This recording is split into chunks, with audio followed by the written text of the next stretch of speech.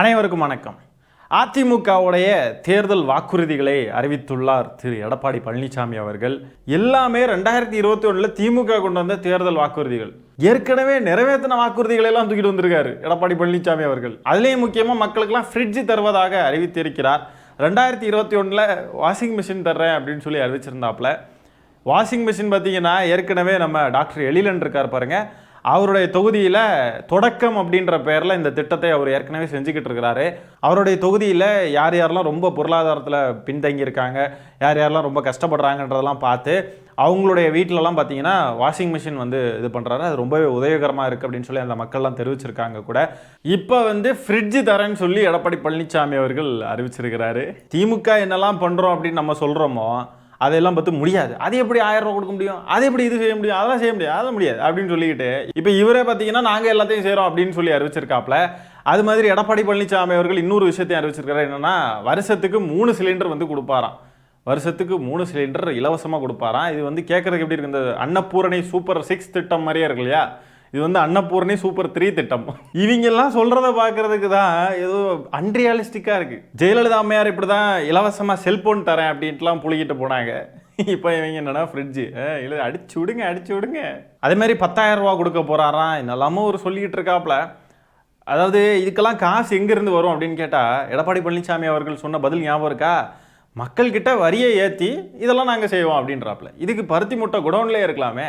இப்போ இந்த ஃப்ரிட்ஜு கொடுக்குறேன்னு சொல்கிறார். ஃப்ரிட்ஜுக்கு கரண்ட் பில்லுக்கு என்ன பண்ணுவார்னா, இந்த 100 யூனிட் இலவசம்னு இருக்கு பாருங்க, அதை எடுத்து விட்டுக்கிட்டு நான் மக்களுக்கு இதை கொடுத்துருவேன் இல்லையா, மின் கட்டணத்தை 2 மடங்கு உயர்த்தினா போதும். ஏற்கனவே உதயமின் திட்டத்தில் கையெழுத்து போட்டு தான் இங்கே எல்லாம் மின் கட்டணமெல்லாம் உயர்ந்திருக்கு. அதுக்கு காரணமும் அவங்க தான். அதுக்கு திமுக மேலே தூக்கி பழிய போடுறாங்க ஏற்கனவே. இப்போ அவ்வளோதான், மின் கட்டணத்தை 2 மடங்காக உயர்த்திட்டு 100 யூனிட் இலவசம்ன்றதை எடுத்து விட்டுட்டா முடிஞ்சு போச்சு வேலை. அதே மாதிரி தானே மக்களும் யோசிப்பாங்க, இவர் ஆட்சிக்கு வர்றதுக்கு இவர் வராமலே இருந்துடலாமே, எல்லாம் ஒன்று தானே. ஏதாவது ஒன்று செஞ்சால் அது மக்களுக்கு பிரோஜனமாக இருக்கணும். மக்களை நல்லா எக்ஸ்ப்ளாய்ட் பண்ணுவேன், ஆனால் கொஞ்சம் தான் கொடுப்பேன் அவங்களுக்கு அப்படின்னு சொல்கிற விதமாக தான் எடப்பாடி பழனிசாமி அவர்கள் சொல்கிற விஷயங்கள்லாம் இருக்குது. ஃப்ரிட்ஜு கொடுப்போன்னு சொல்லி எடப்பாடி பழனிசாமி அவர்கள் அறிவிச்சிருக்கிறது நம்ம எதுவும் சொல்லலை.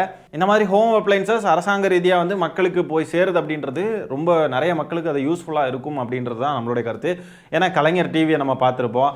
இந்த மாதிரி பல விஷயங்கள் மக்களுக்கு அது தேவைப்படக்கூடிய ஒரு விஷயமா தான் இருக்கும். அது மாதிரி டாக்டர் எழிலன் அவர்கள் ஏற்கனவே வாஷிங் மிஷின்லாம் மக்களுக்கு கொடுத்துட்டு இருக்கிறார். ஸோ இது மக்களுக்கு தேவைப்படக்கூடிய ஒரு விஷயமா தான் இருக்குது. அதனால் ஃப்ரிட்ஜு கொடுக்குறதையோ வாஷிங் மிஷின் கொடுக்குறதையோ அதெல்லாம் நம்ம எதுவுமே சொல்லக்கூடாது. ஆனால் எடப்பாடி பழனிசாமி அவர்களுடைய நிலைப்பாடுன்றது இதெல்லாம் செய்ய முடியாது அப்படின்ற ஒரு நிலைப்பாடு கொண்ட ஒரு நபர். அது மாதிரி அப்படியெல்லாம் செஞ்சாலுமே அதை அவர் எப்படி அவர் சமாளிப்பார் அப்படின்னா, அதை மக்கள்கிட்ட இருந்து தான் வாங்கி அதை நான் இப்படி செஞ்சு அப்படி செஞ்சு ஏற்கனவே இருக்கிறத ஏதாவது வெட்டி கொட்டி அதை மக்களை எக்ஸ்ப்ளாய்ட் பண்ணி தான் மக்களுக்கு நாங்கள் ஏதோ செய்கிற மாதிரி இருக்கும் அப்படின்னு அவர் சொல்கிறப்போ தான் அந்த திட்டத்தை நாம் கேள்வி எழுப்புகிறோம். இதை தெளிவாக நீங்கள் புரிந்து கொள்ள வேண்டும் மக்களே. அவருடைய வாக்குறுதிகளை எடுத்து பாருங்கள், எல்லாம் காப்பி. கலைஞர் கனவில்லம் தொடங்கி கலைஞருடைய வாசகம் தொடங்கி $1 ட்ரில்லியன் எக்கனாமியை நம்ம அச்சீவ் பண்ணுவோன்னு முதலமைச்சர் சொல்லிக்கிட்டு இருக்கிறாரு. ஏற்கனவே அதையும் அவர் தேர்தல் வாக்குறுதியில் கொடுத்துருக்கிறாரு. மகளிர் உரிமை தொகை திட்டத்தை காப்பி அடிச்சிருக்காரு. மகளிர் விடியல் பயணம் திட்டத்தை காப்பி அடிச்சு வச்சிருக்காரு. காவலர்களுக்கு வாரத்துல ஒரு நாள் விடுமுறை என்ற திட்டத்தையும் காப்பி அடிச்சு வச்சிருக்காரு. அதுலயும் குறிப்பா காவலர்களுக்கு வாரத்துல ஒரு நாள் விடுப்புன்னு சொல்லி இப்ப அறிவிச்சிருக்காரு பாருங்க. இது ஏற்கனவே 2021 அதற்கான அரசாணை பிறப்பிக்கப்பட்டு அது இப்போ அமல்ல இருந்துகிட்டு இருக்கு. அதை இப்போ இவர் வாக்குறுதியாக அறிவிச்சிருக்காப்புல. யாராவது இது தெளிவாக எடுத்து சொல்லி இவருக்கு இதெல்லாம் சொல்லி கொடுங்கப்பா. ஏற்கனவே நடைமுறையில் இருக்கிறது, திமுக சொன்னது செஞ்சது எல்லாத்தையும் இப்போ இவர் தேர்தல் வாக்குறுதிகளை எடுத்து நீட்டிக்கிட்டு இருக்காப்புல. இதுக்கு பேசாம திமுகவுடைய வாக்குறுதிகளை அப்படியே சராக்ஸ் எடுத்து அப்படியே கொண்டு கொடுத்துருக்கலாம் இல்லையா? இதுக்கு எதுக்கு அதிமுகன்னு வேற ஒரு ஸ்டிக்கர் ஒட்டணும்? தேர்தல் வாக்குறுதிகள்லையும் ஸ்டிக்கர் ஒட்டிட்டாங்க. இப்போ கத்திபாரா பாலத்துக்குலாம் ஸ்டிக்கர் ஒட்டிக்கிட்டு இருந்தாங்க, இது எங்களோடது, நாங்கள் தான் இதெல்லாம் கொண்டு வந்தோம் அப்படின்ட்டு.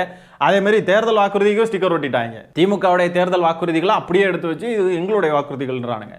எப்படியும் ஜெயிக்க போகிறது இல்லை, எதையாவது உருட்டி வைப்போமேன்றது தான் எடப்பாடி பழனிசாமி அவர்களுடைய நோக்கமாக இருக்குது. அது மட்டும் இல்லாமல் இன்னொரு வாக்குறுதி பாருங்க, 208வது வாக்குறுதி, சர்வதேச அணிகள் பங்கு பெறும் வகையில் புதிய கிரிக்கெட் மைதானம் கோவையில் அமைக்கப்படும் அப்படின்னு சொல்லி ஒரு வாக்குறுதி கொடுத்திருக்காரு.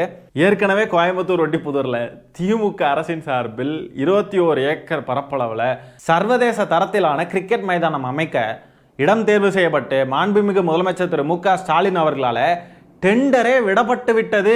வழக்கமா இவர் எல்லாத்தையும் டிவி பார்த்து தானே தெரிஞ்சுப்பாரு, அப்படி கூட தெரிஞ்சுக்கல போல இருக்கு எடப்பாடி பழனிசாமி அவர்கள் இப்படி ஒரு விஷயத்தை. களத்திலையும் அதிமுக இல்லை, மக்களோடையும் அதிமுக இல்லைன்றதுக்கு இதுவே ஒரு சான்று. கடைசி நேரத்தில் ஜெயலலிதா அம்மையார் வந்து கடைசி நேரத்தில் வருவாங்க பாருங்க களத்துக்கு, அந்த மாதிரி தான் கடைசி நேரத்தில் வந்து நான் இப்படி தான் என்ன நடக்குது ஏது நடக்குதுன்னே தெரியல இவருக்கு. இப்படி தேர்தல் அறிக்கையை விடுறதுக்கு பதிலாக விஜய் மாதிரி விட்டுறலாமே. மாமன் சீர்திட்டம், சூப்பர் 6, அன்னபூர்ணி சூப்பர் 6 திட்டம், தங்கைக்கு அண்ணன் சார்பில் மோதிரம், அம்மாவுக்கு சாரி திட்டம், தம்பி தங்கைகளுக்கு பேப்பர் பேனா திட்டம். ஆனால் விஜய் அறிவிச்சார் பாருங்க, நோ டார்க் ஸ்பாட்ஸ் திட்டம். என்னன்னா தமிழ்நாடு ஃபுல்லாக எங்கேயுமே இருட்டவே இருட்டாதான், அப்படியே வெளிச்சமாக இருக்குமா. விஜய் வந்து விளக்கு பிடிக்கும் விஜய் திட்டம், இந்த மாதிரி விளக்கு பிடிக்கிற திட்டம். இது மாதிரிலாம் திட்டங்கள் அறிவிக்கலாமே எடப்பாடி பழனிசாமி அவர்கள். என்ன சார், போய் கற்றுக்கோங்க சார். தாவேக்கா மாஸ், பக்கம் மாஸ், திட்டங்களும் பக்கம் மாஸாக இருந்துச்சு, அந்த மாதிரி அறிவிச்சிட்டு போயிடலாம். எப்படி ஏன் காப்பி அடிக்கணும் திமுகவை? இவங்களால வேற எதுவுமே யோசிக்கவே முடியாது அப்படின்றதுக்கு இதுதான் ஒரு சான்று. ஏன்னா திமுக கொண்டு வந்திருக்கிற திட்டங்கள் மாதிரியே அறிவிக்கணும் ஒன்று, இல்லைன்னா திமுக கொண்டு வந்திருக்கிற திட்டங்களை அப்படியே கொஞ்சம் என்ஹான்ஸ் பண்ணி, இப்போ 1000 ரூபா அப்படின்னா நாங்கள் 2000 ரூபா தருவோம் அப்படின்னு சொல்லி என்ஹான்ஸ் பண்ணி தான் அறிவிக்கணும். இதுக்கு மேலே அறிவிக்கிறதுக்கு வேற எதுவுமே யோசிக்கவே முடியாது. ஏன்னா எல்லாமே திமுக ஏற்கனவே செஞ்சிருச்சு. இல்லைனா விஜய் மாதிரி கோமாளித்தனமாக சூப்பர் 6 திட்டம், அண்ணன் சீர் திட்டம், இப்படி ஏதாவது சொல்லிக்கிட்டு இருந்தாதான் உண்டு. புரியுதுங்களா? திமுக கொண்டு வந்து இந்த திட்டங்கள்லாம் சக்ஸஸ்ஃபுல் ஆயிடுச்சு அப்படின்றதுனால மட்டும்தான் அதே மாதிரியே நம்ம ஏதாவது வந்து கொண்டு வந்து அதில் நம்ம கொஞ்சம் என்ஹான்ஸ் பண்ணி கொஞ்சம் அப்கிரேட் பண்ணுற விதமாக நம்ம சொல்லி மக்கள்கிட்ட வாக்கு கேட்கலான்னு சொல்லி ட்ரை பண்ணுறாங்க. அப்படின்னா திமுக கொண்டு வந்திருக்கக்கூடிய திட்டங்கள் அனைத்தும் மக்களிடம் மகத்தான வெற்றி பெற்றுள்ளது அப்படின்றது நம்ம இதில் இருந்தே தெரிஞ்சுக்க முடியுது. இவங்க வந்து திமுக கொண்டு வந்திருக்கிற திட்டங்கள்லாம் சரியில்லை, அதில் சொட்டை இதில் நொட்டை அப்படின்னு சொல்கிறது எல்லாம் வெறும் புருடாத்தனங்கள் மட்டும்தான். புருடா விட்டுக்கிட்டு பொய்யா வந்து பேசிக்கிட்டு இருந்திருக்காங்க அப்படின்றது தான் இதில் இருந்து நம்ம புரிஞ்சுக்க முடியுது. ஏன்னா விஜய் அவர்களும் சரி எல்லாம் பார்த்தீங்கன்னா திமுக கொண்டு வந்திருக்கிற திட்டங்களை அப்படியே தான் ஒப்பிக்கிறாங்களோ வெளியே புதுசாக எதுவுமே அவங்களால யோசிக்கவும் முடியல, அறிவிக்கவும் முடியல. ஏன்னா எதுவுமே இல்லை, அப்படி எதுவும் யோசிக்க முடியாது. திமுக தான் இனிமேல் புதுசாக யோசிச்சு கொண்டு தான் உண்டு. ஆகவே இந்த பிற்போக்குவாதிகளை நாம் தேர்தலில் இவர்களை ஓட ஓட விரட்ட வேண்டும். திமுகவுடைய தேர்தல் வாக்குறுதிகள் என்னைக்கு வரும்னு சொல்லி வெறித்தனமாக வெயிட் பண்ணிக்கிட்டு இருக்கோம். திமுக சொன்ன வாக்குறுதிகளையும் நிறைவேற்றும், சொல்லாததையும் நிறைவேற்றும். ஆகவே உங்கள் பொன்னான வாக்குகளை வரும் ஏப்ரல் 23ஆம் தேதி வாக்குப்பதிவு அன்று திமுகவிற்கு உதயசூரியன் சின்னத்தில் வாக்களித்து மீண்டும் நம் திராவிட மாடல் ஆட்சி தொடர வேண்டும், நம் வாழ்வும் வளமும் பெருக திமுகவிற்கு வாக்களிப்பீர் என்று கேட்டுக்கொண்டு இந்த காணொளியை நான் இத்துடன் நிறைவு செய்து கொள்கிறேன். நன்றி, வணக்கம். இதுவரை பழனிசாமி சொல்லியிருக்கின்ற கருத்துக்கள் எதுவுமே நம்பகத்தன்மை இல்லாதது என்பதுதான் என்னுடைய கருத்தாக இருக்கிறது. அவர் ஒரு ஆளுமை மிக்க அரசியல் தலைவர் இல்லை. 2017 ஆர்கே நகர் இடைத்தேர்தலில் இருந்து நடந்து முடிந்த 2024 நாடாளுமன்ற தேர்தல் வரை 10 தேர்தல்களில் அவர் தோல்வியை தெரிவித்திருக்கிறார்.